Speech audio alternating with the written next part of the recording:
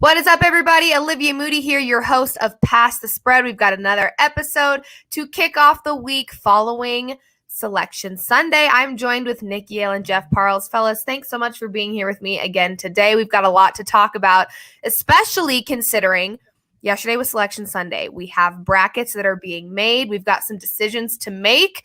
I want to hear your guys' initial reactions right off the bat from the bracket that was released yesterday. Nick, let's start with you. Missouri got screwed. That's my first initial takeaway.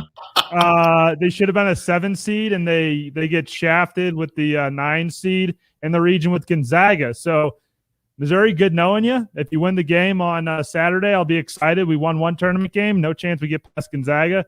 Yes, I am a Missouri Tiger myself now. The Missouri Tigers get past Gonzaga. No chance they do that on in the round of 32. So that was my initial reaction. I thought Louisville might have made it in. They get bounced, first one out, so they'll replace any team that gets COVID between now and Tuesday afternoon, I think, is when the deadline is, before teams have to forfeit if they get COVID from there on out. I thought Louisville might make it, but overall I think it was pretty fair. Some seedings were a little bit questionable. Maybe some could have been higher, some lower. Right around those 9, 8, 7s are always a little bit tricky, but the top seeds overall, number ones across the board, and number 2s and 3s, I think we're all pretty much spot on. No real crazy movement there. Jeff, as a Mizzou guy yourself, are you feeling the same sort of screwed feeling that Nick is feeling here? Or are you not really focusing on Mizzou much? Are you looking at some other teams when you got this bracket? Well, I'm not a baby about seeding a team that didn't play well down the stretch. So sorry to Nick and sorry to our alma mater. I had Mizzou as an 8. They were a 9. No qualms there. I do have qualms with how they seeded Florida, though. If you're going to go with the SEC, LSU and Florida at a bare minimum should have been flipped. LSU on the 8 line was silly with how well they have played the last few weeks, especially in the SEC tournament. They should have been higher. Clemson is a 7 with North Carolina as an 8 and Georgia Tech as a 9 is criminal. Clemson has been bad post-COVID pause. North Carolina, even with a few weird losses mixed in, playing a lot better. And Georgia Tech just won the conference tournament. They should have both been higher than Clemson. And the biggest one, no, and this one could legitimately impact how the tournament plays out in a huge way. I know you have West Virginia connections, Liv, but the Mountaineers should not have been seated higher than Oklahoma State. That was ridiculous. They should have been flipped. If they were flipped, I actually thought that would have been pretty fair. But West Virginia gets the 3 and the weakest 14, in my opinion.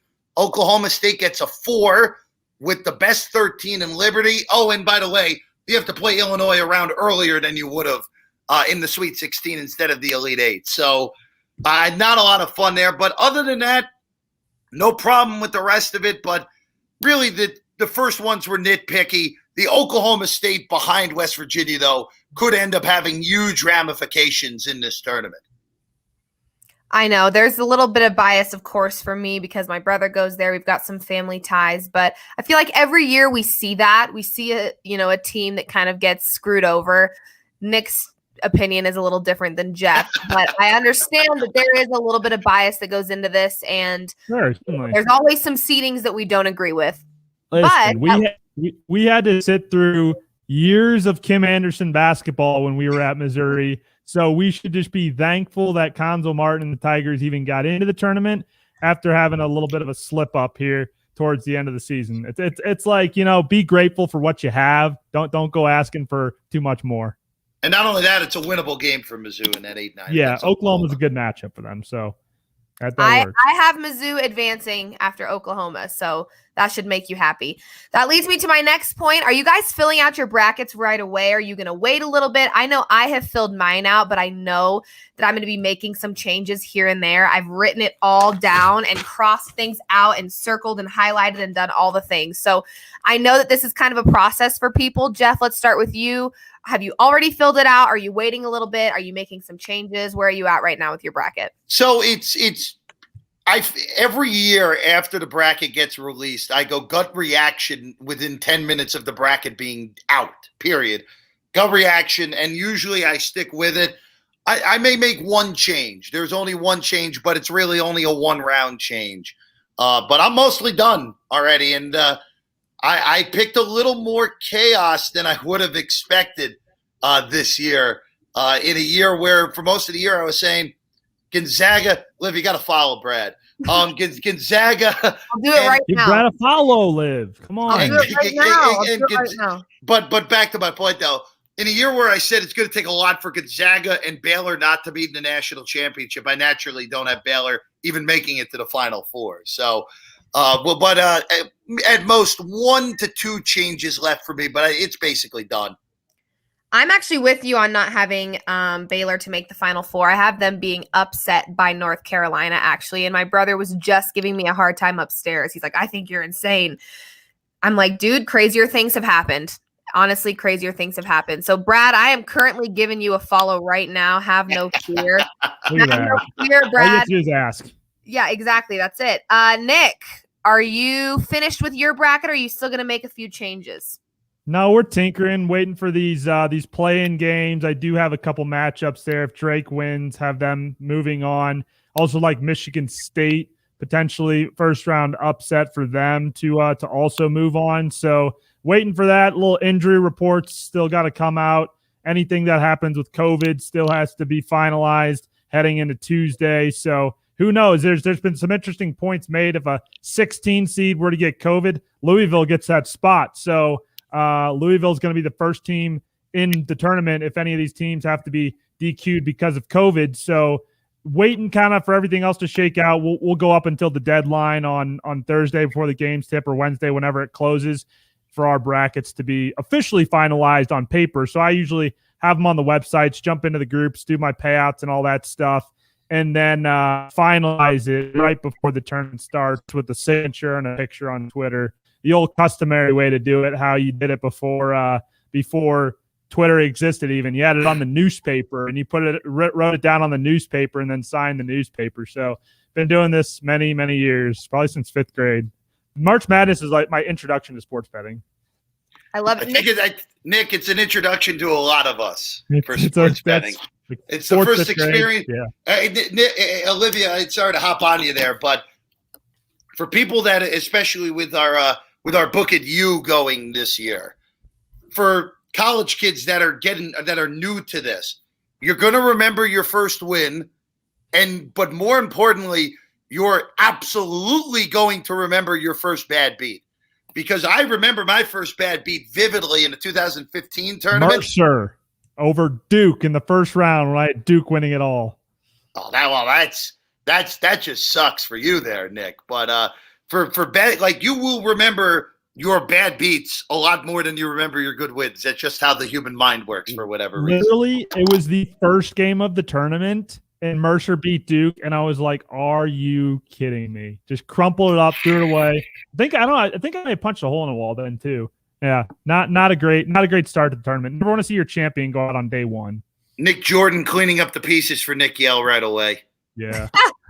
You're always good. Yeah, Jeff, that's a great point. You're always going to remember your bad beats. We've all seen that before. Hoping we don't have to deal with that this year, but I'm sure.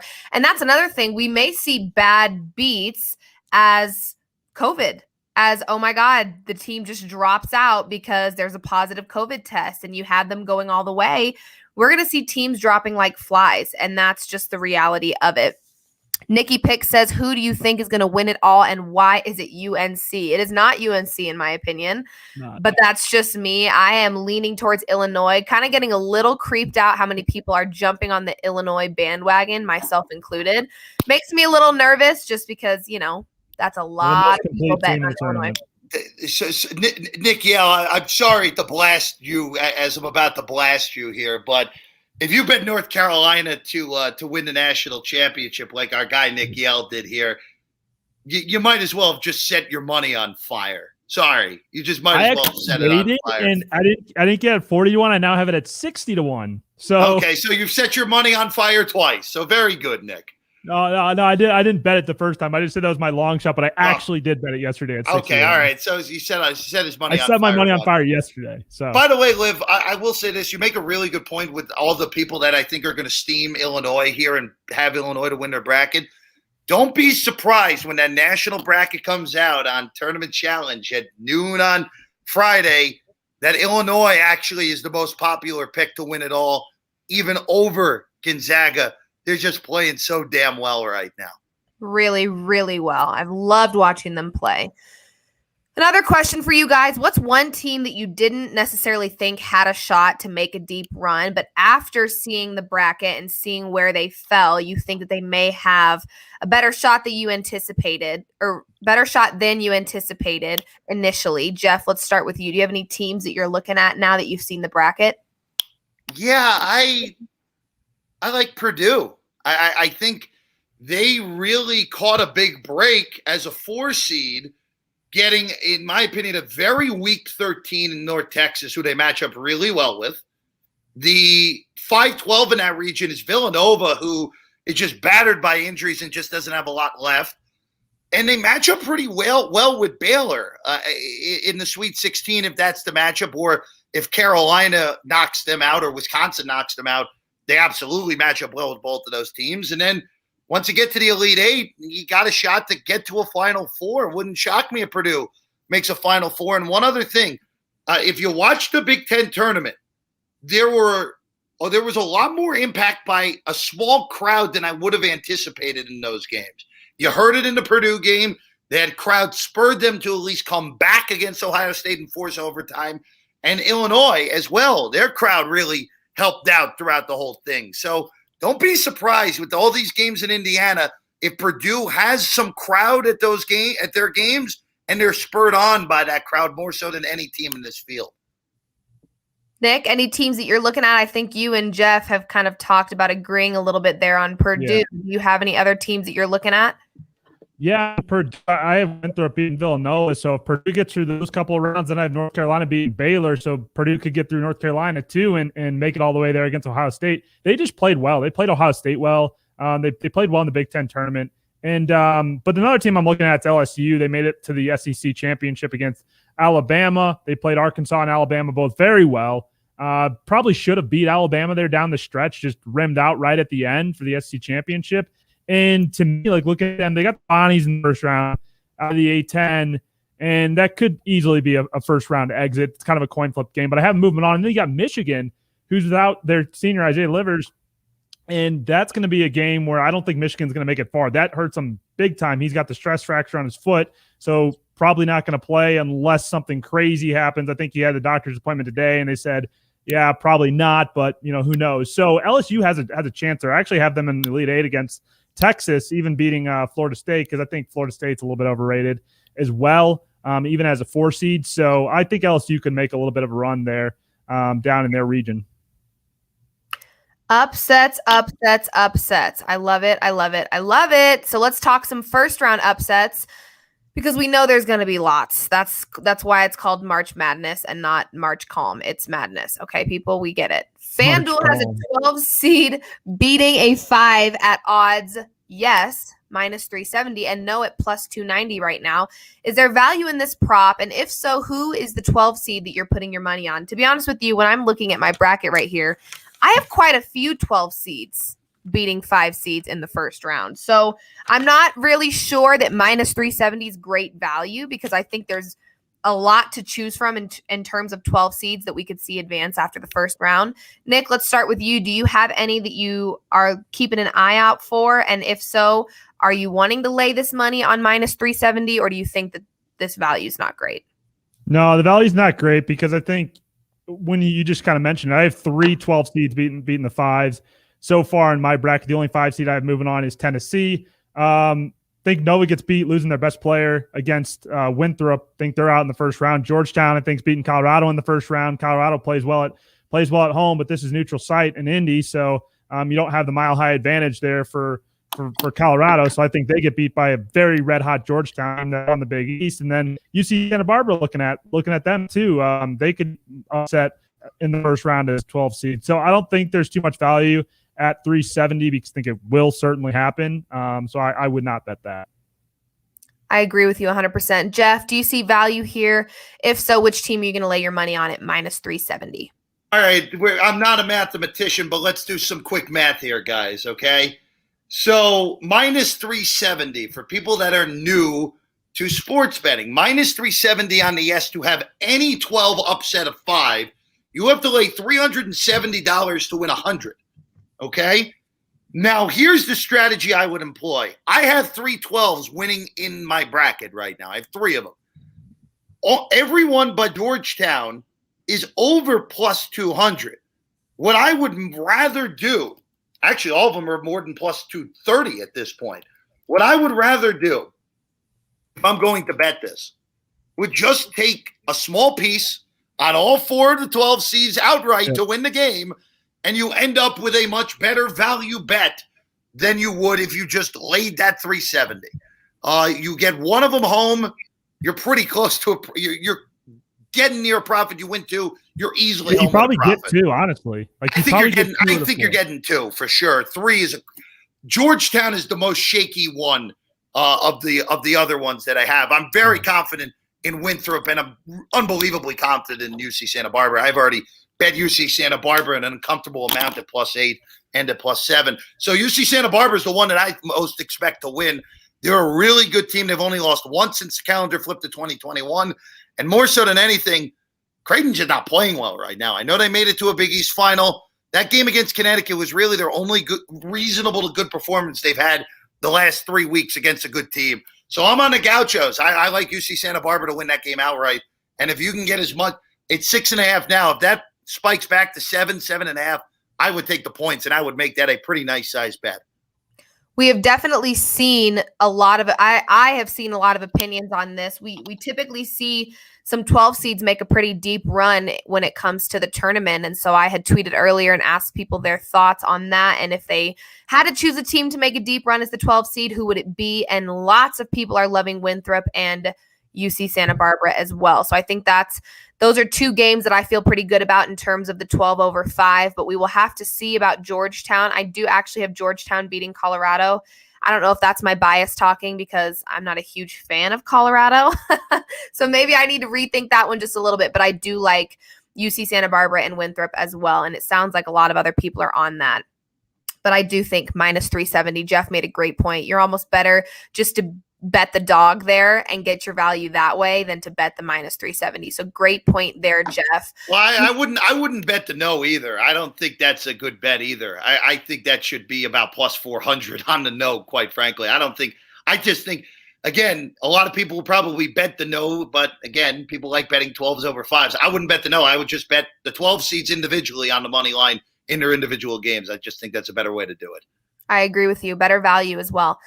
We talked a little about upsets, so now let's talk about those teams that are expected to go deep in this tournament. FanDuel has 0, this is in quotes, 0 number 1 seeds to make the Final Four at plus 1,000.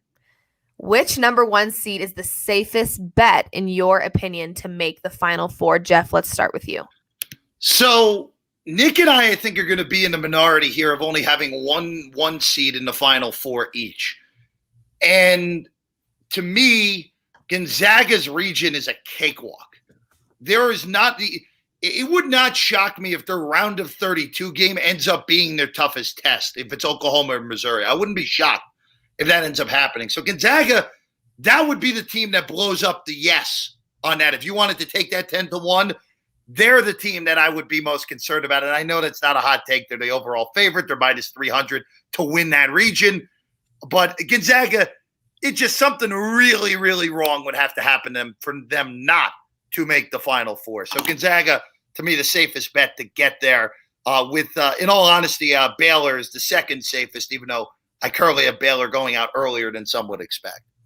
I have this fear that Gonzaga is the Steelers of college basketball, and they are due for a loss, and it's going to happen at the worst time of their season, which is March Madness. I don't know why, but I feel like they are due for a loss here. I do agree with you, though, Jeff, that in the West, it should be a breeze realistically, but I think that there's going to be a lot of shock value there in terms of Gonzaga maybe not going as far as people think. We may see a crazy upset, kind of like Nick was talking with Duke a while back. We may see that. I mean, it's really hard to be that team that's undefeated going into the tournament. Lots of pressure, lots of money being bet on Gonzaga. So a little fear factor there for me when it comes to Gonzaga, but I hear you. I get it, but I'm a little worrisome slightly. Liv, I think that the better comparison, if we're comparing to the NFL, would actually be the Chiefs. Just because Gonzaga has really been able to toy with their competition the entire time. And the last 3 weeks have not been great for them. Even though they haven't lost, they have sleptwalked in a few games. We saw it in the WCC final where they were down double digits for a good chunk of the game, and then they turned it on and won by 10 because they're that good and that much better than BYU, even though I think BYU is pretty good. But I think Kansas, if you wanted to compare the Chiefs to this Gonzaga team, I would listen to that comparison, absolutely. An immensely talented team just toying with their competition. But then when the bad matchup pops up, that would be the big problem. The toughest matchup would be against West Virginia. They did match up pretty. West Virginia did play them the toughest of anyone in the regular season. The one big difference, though, with that is Oscar Tshiebwe played in that game. Oscar ain't on the team anymore. There you go. That does make a difference. Nick, number one seeds that you're looking at to make it all the way here. Illinois, the only one. Have Baylor and Michigan both going out in the round of 32. Baylor, I don't buy into Baylor at all. I haven't really bought in all year to Baylor, even though they're in a tough Big 12. Michigan losing livers, that's going to hurt them, so they're getting bounced in 32. And Gonzaga, they don't play anybody. They don't play anybody. They played Kansas. They played West Virginia. They're the competition isn't there for Gonzaga. So you're going to go into the tournament. You're going to go into the tournament and play much stiffer competition. They're not making the Final Four. I have them getting bounced to Kansas in the Elite Eight. They will make it there. I don't think they'll have a problem getting past the first couple rounds. But Gonzaga, no. Even as the favorite, I get why they're the favorite. They score a shit ton of points. That's fine. It might be their year. It very well might be. But I gotta fade the overall number one seed and pick something a little bit different. It'll probably burn me, but Illinois and everyone and their brother is going to be on Illinois because they're the hottest team in the country right now. And with the two best players, two of the best players, both NBA prospects in Coburn and Dosunmu, who are both playing very well. Dosunmu has been Batman with the mask on and everything, taking it to another level since he broke his nose. And Coburn's been the best big man in the country outside of Luka Garza on Iowa. So I am fading Gonzaga big time, and I'm only going with Illinois in the Final Four. Jeff, you had quite a strong opinion about what he was just saying. The Gonzaga doesn't play anyone argument is old to me, especially when they steamrolled through Kansas. They scored 102 on when they played earlier this year. They put 99 on Iowa off a 17-day COVID pause. That was early in the season, though. It was early in the season. It doesn't matter. Conference play, Nick, in that region, there's no one capable of beating them unless if something goes horribly awry, which could happen. It happens all the time. Hell, we've seen teams that we saw other one seeds that are as good as Gonzaga go out in the round of 32. It happens in the tournament. Crazy things happen in Virginia was number one overall seed, and they got bounced. Yes, and they lost to UMBC. That's a 1 in 100 year thing, though. The other thing, though, Nick, the only reason I'm hesitant on Illinois is that region is that Sweet 16 matchup against Oklahoma State is a brutally difficult Sweet 16 matchup. And that one, I don't think they're going to lose in around a 32. But if it's Georgia Tech who comes out of that 8-9 game, that ain't easy either. That is not easy for Illinois. And again, like I said before, I really do think Illinois is going to end up being the most popular pick to win a national championship with the public as we get there. And that just comes down to, really for Illinois is there's not a team, again, in the country that can really match up against Coburn. But if he gets foul trouble early, gets 2 fouls early, in the first 10 minutes of the game, that's where Illinois then gets 100%. Into trouble against any team, because then you lock in on Dosunmu a little bit. Certainly they're deep. They're one of the deeper teams. You need Georgia to come up big, Nick. Yeah, but it's you got to have you got to stay out of foul trouble, and you got to limit your turnovers too. And that's, young kids in the tournament time, that's where coaching becomes so important, because you got to settle things down and not get hyped up and get in the moment. That's why these veteran teams like Gonzaga is favored to win, is because the veteran teams and good coaching are more important than anything else down the stretch, especially once you get into the Sweet 16 Elite 8 where the matchups get a little tougher. Even if you get a break with a 12 seed or a 13, that upsets in the first couple rounds, and then maybe you get a favorable matchup there. But nonetheless, it's gonna be interesting because any one of these teams could get burned. Illinois could get burned in the second round. They're not getting burned in the first round. They get burned in the second round though.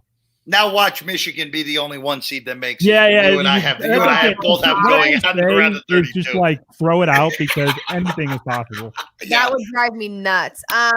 Let's finish it off, NCAA talk, with the early Final Four picks. I think the people tuning in probably have a good idea based off of the discussions that we've had so far on the show, but let's talk Final Four picks. Just rattle them off. Nick, let's start with you first. Kansas, Texas, Ohio State, Illinois. I like it. Jeff? Kansas.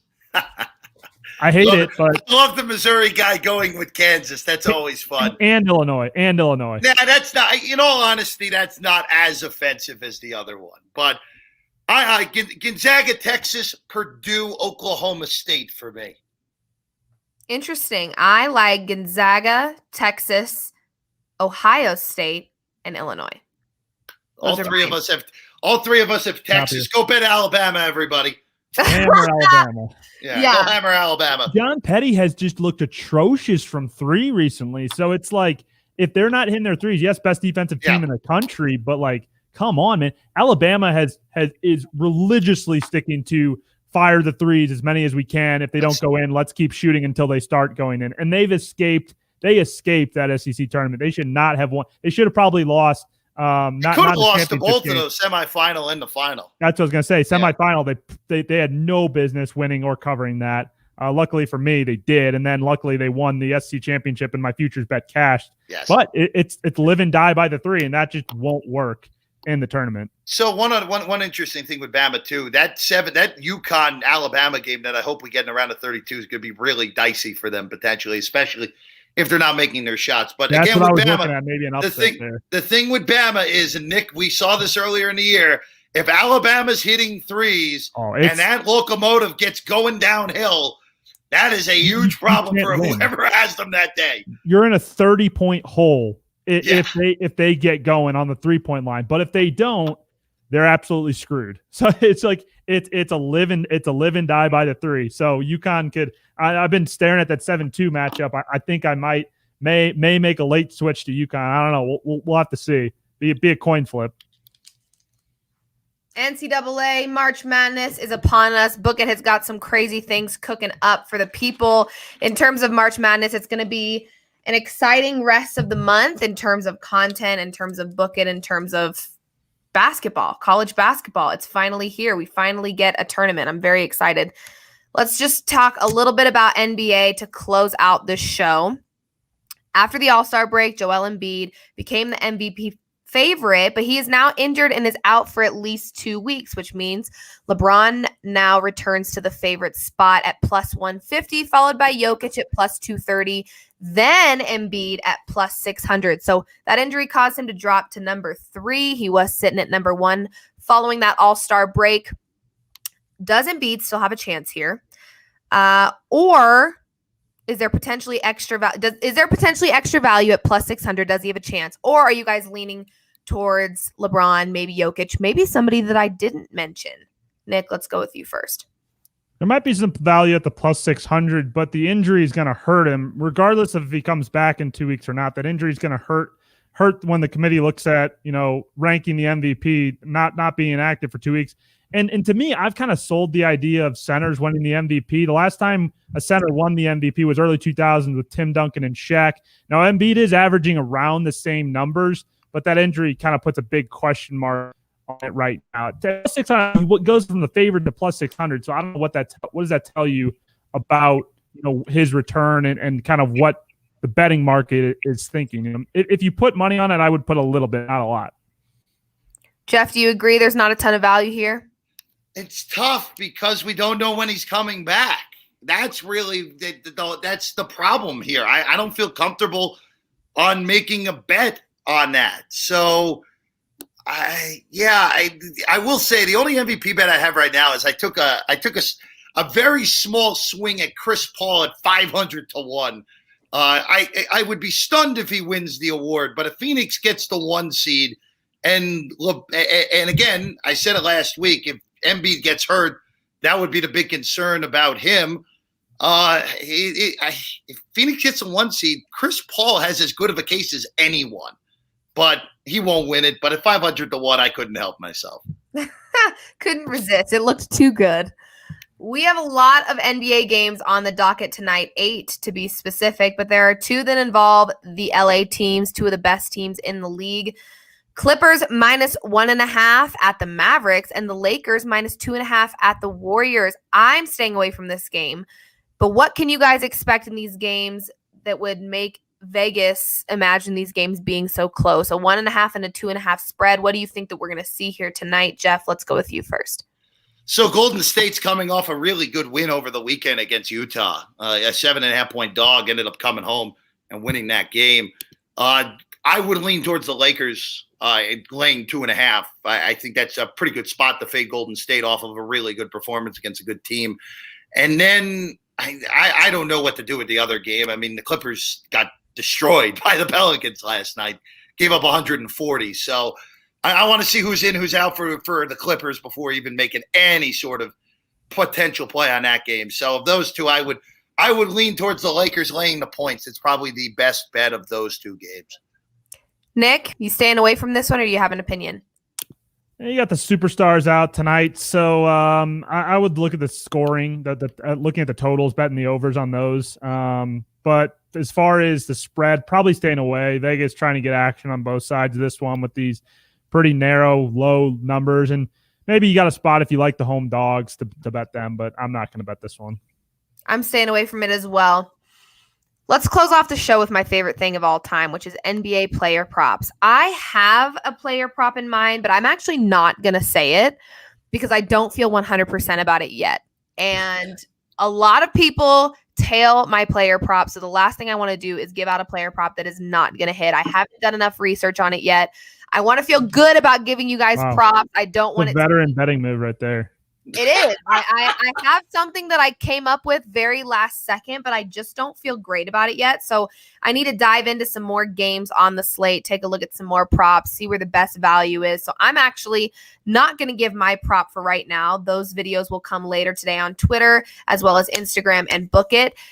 But Nick and Jeff, I'll let you guys close it off with your best player props for tonight in the NBA. Nick, you first. We're going to go to Phoenix against Memphis. Devin Booker going under 33.5 points plus assists. Memphis is a pretty good defensive team. And Booker still coming off that injury. Even after the break, he's been playing pretty well and getting his scoring numbers back up from where they were. But we're going to go under, a little bit high for 33.5 for Devin Booker on points plus assists. I hate watching games that I have the under in, but I have made quite a bit of money on the under. So it's like a risky play there, but I like it. What's up, Jeremy? What is up, Jeremy? Happy Monday, my guy. One of Book It's users that is the most loyal and fantastic user I think we have on the app. He's incredible. Jeremy, shout out to you. Jeff, we'll let you close it out. Player prop tonight that you like in the NBA. Yeah, I didn't really like much of anything, but I'll go to a game that probably 6 people will watch in San Antonio at Detroit tonight. I'll go over on Mason Plumlee's points, rebounds, and assists at 23.5. If Plumlee gets a double-double, it's going to be pretty hard for him not to go over this 23.5 on this. So I'll go over it. Again, not much confidence here, but it's a bad night for props. Just not much that caught my eye here. Not a ton either, which is why I'm choosing to do some research. I think tonight will be slim pickings for me, maybe 2 really good quality props. Sometimes I feel like I need to dish out a ton because I get a ton of people asking about different games. But tonight feels like one of those nights where I want to take my time, really look at every single game, look at every prop, see where the best value is, and deliver quality over quantity. That is my mindset for today when it comes to the NBA props. And sometimes with the slate, that's just what it has to be. So, fellas, thanks for joining me. We got a lot that we talked about today. Selection Sunday was yesterday. We've got some brackets out. People are cooking up their brackets for March Madness. It all begins on Thursday. How exciting. It's finally here. Let the madness begin. I have a feeling. Let the madness begin. There's going to be some hot and heavy emotions on Past the Spread this month. We're going to be ticked off. We're going to be thrilled. We're going to be over the moon. It's going to be a lot to handle. So, fellas, thanks for taking time to talk with me today. We are all on the Book It Sports app. The community is great right now. It's popping. We've got some really exciting stuff coming for college students in terms of March Madness. So stay tuned. I believe we're going to announce that today, actually. New update for the app coming in the next couple days. Lots of community involvement and engagement right now on the app in terms of March Madness, and free money on the app right now. We've got some great NHL picks still being dished out, some great NBA picks being dished out, and of course, really great place to put your memes and your thoughts and your feelings out when it comes to this March Madness, because we're going to have a lot of them. So fellas, thank you so much, and we will see you next time.